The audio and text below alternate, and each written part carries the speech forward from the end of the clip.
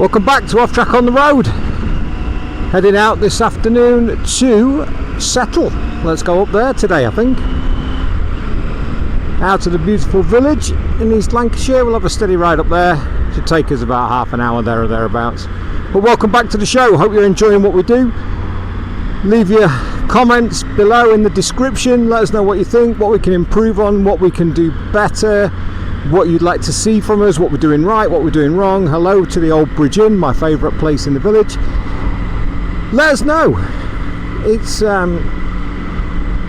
one of those channels where we're still evolving, we're still learning what we're doing and how we're going about it, what kind of short notice, what we need to bring to you, what you would like to see, something a little bit different. There's plenty of vlogging channels out there, that's for sure.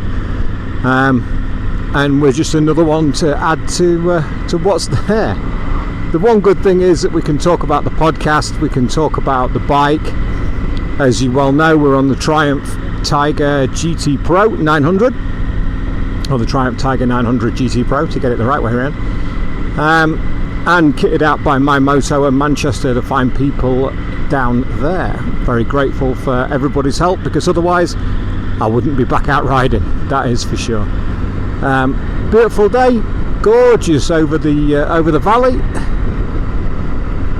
Bit of snow over the last couple of days, but mind the speed as well, because we're in the camera zone, which is always a pain in the backside. Pendle Hill over the back, through the village of Blacko, and it's spit spotting with rain, as it seems to have done every goddamn time I've been out on the bike. Every time. But it's fine. I'm used to it now, so when the good weather comes, it's going to be even better, which is something that I'm looking forward to very much, as and when the time comes. But not so bad here, to be fair. We're quite fortunate with where we are, look.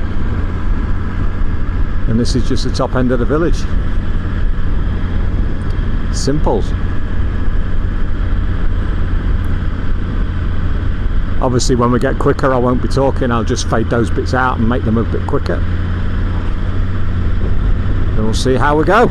Here we go, onto the main road.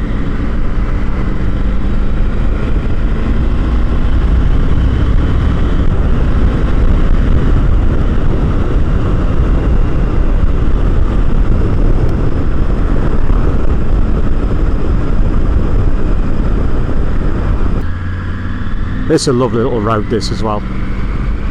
Hopefully you get to see the best bits of it as we traverse to Long Preston.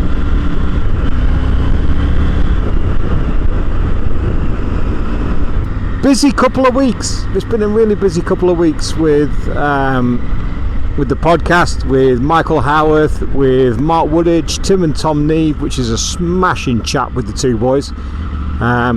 Difficult seasons for both, for different reasons, and super honest as always. And then we followed that up with the brilliant Frankie Carchedi, Mark Marquez's crew chief. What an absolute pleasure.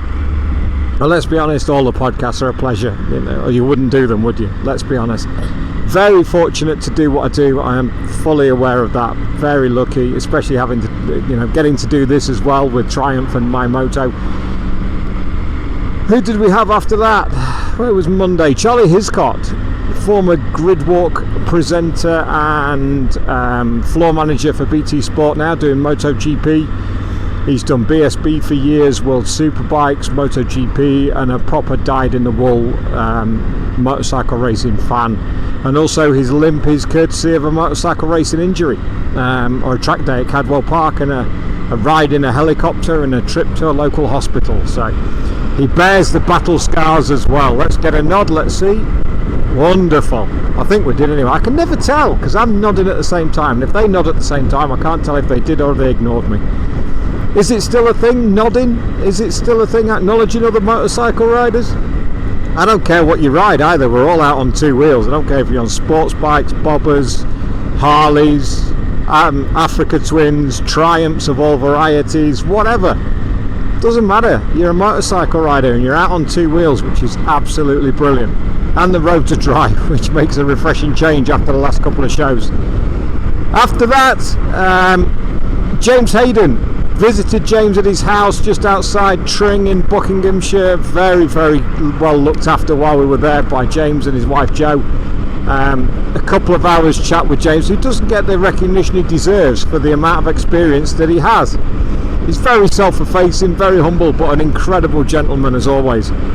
And then on Wednesday to the home of the great Steve Parish, the arch practical joker himself.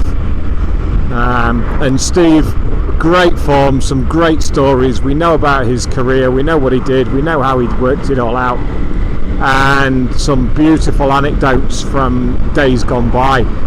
Rounded that off yesterday, Friday, with a trip up to Humberside International Airport. James Whitham, and that was nice. That was a very nice car. James Whitham and Captain Sprouticus, Head of Security and Vermin Control at Huddersfield International Airport. Did I say Huddersfield or Humberside? It's definitely Huddersfield. It's a much better airport than Humberside. And next week, as you'll find on the list, Jack Valentine. The second chat we've done with Jack, we did one a year ago, the same as we did with Whit, and it was good to catch up with them both, catching up on the World Superbike years that we kind of missed out on from the chat a year ago. And it was brilliant to sit with Jack. He's such a great storyteller, such a rich history in the sport. And I don't know if by the time this comes out we'll have already done it. I don't know when this is coming out, I don't know when the channel's launching, I don't know how, what or where at the moment, but we're just gathering content and gathering information and getting better at doing this, hopefully improving the sound as well wherever we can get to, wherever we can. Glenn Irwin down at Ducati Preston, 25 minutes or so from our front door. We've spoken to Ash and the team down at Ducati Preston, and we've spoken to Glenn, and he's happy to chat with us on the 9th of March. So let's see if that happens. That would be wonderful. If it's happened, it will be on our channel sometime not long after that. Dirty wet people. Dirty wet people. I'm still not so great at filtering because I've got the big old panniers on the back as well, which are really useful for going to film podcasts on. Hopefully we'll get a chance to have another one of these motorcycles when the weather gets better. The last few trips I've had to do in the car because sadly I don't want to leave the bike outside of a hotel because it's not mine and it's not fair if it gets taken away. So it's just playing it safe really. If we get a chance to do one for a day, then we'll go out and do it. For the next month we have the Rocket R coming. The 2024 version will be launched anytime soon, which I was fortunate enough to do the features and benefits for Triumph. That'll be on YouTube shortly. In fact, by the time this show comes out, it will be already on YouTube. I've not seen any of it, and I'm looking forward to seeing just how that one turned out. When we did the features and benefits for this bike, I was a little bit wooden, and it was my first time. So the first time doing anything is always a little bit tricky. So I'm looking forward to seeing the Rocket R, which we did kind of a week later down in a beautiful studio in Cheltenham. I'm really looking forward to seeing that. Looking forward to riding the bike. It looks incredible. It's 2.5 litres. From what I've heard from the interesting side of it, for what we have, is it's going to be an amazing piece of kit. So let's see how we get on with that.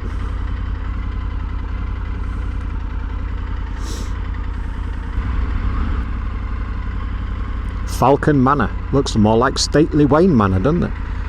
It's like Batman's place.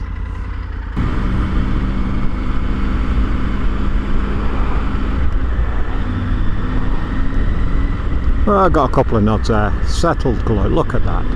And the rock climbing up at the top there as well. A regular occurrence.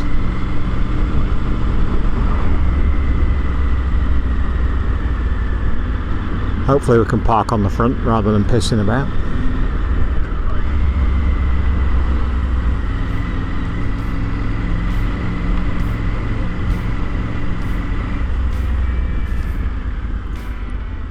One or two about, hopefully. The Triumph Tiger 900 GT Pro was a real pleasure to ride. The engine is super smooth with that Triumph triple power when and where you need it, and a true all-day riding position. Fuel range is good with over 40 miles to the gallon on the roads of the Yorkshire Dales, and the handling through the twisty stone-walled lanes was a real treat. Would I buy one if the opportunity arose? 100%, yes I would.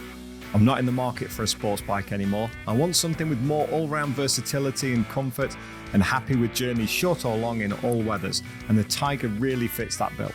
I had a lot of fun on the 23 Tiger 900 GT Pro and look forward to riding the 24 model as and when we can. Thank you for watching, and next week it's our first ride on the Triumph Rocket 3R, and I absolutely can't wait to bring you that one.